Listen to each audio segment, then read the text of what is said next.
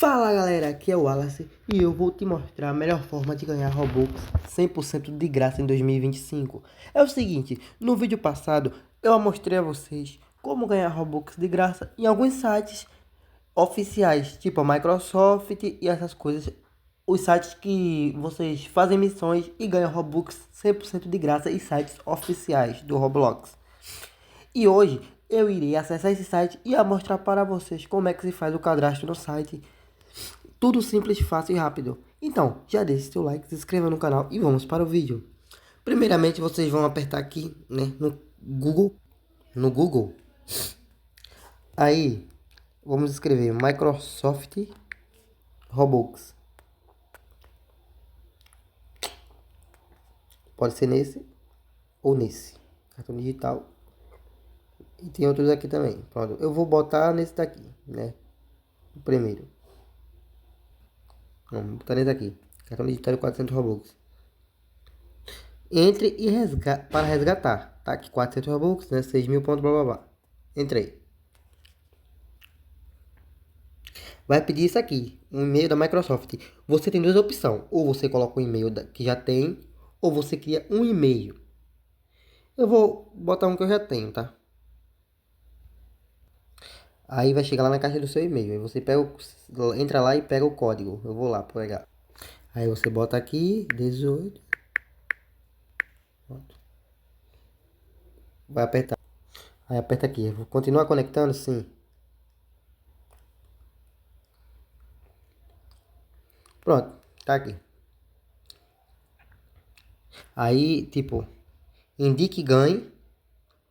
E calma, esse item não está disponível devido à região. Pronto. Mas aqui é simples, tá aqui. 6.000 pontos eu posso resgatar. Aí tem aqui, indique ganhe.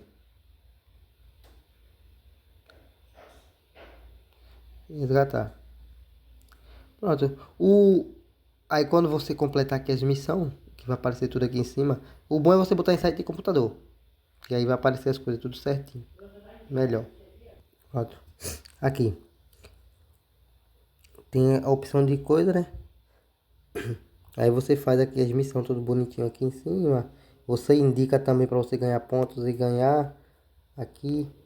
Pronto. Aí quando você conseguir 6.000 pontos, você clica aqui, ó. Cartão do Roblox. Pronto. E aqui você define a meta. Pronto. Aí a sua meta seria o quê? 400 Robux para 6.000 pontos. Mas você pode colocar mais, tá aqui. 800 Robux, 1.000 Robux, vai de você, né? Então, esse foi o primeiro site. Então, vamos para o segundo site. Volta aqui, né? Agora vamos para o segundo site. Game Brand Robux. Obter Robux totalmente de graça. Entramos. Pá.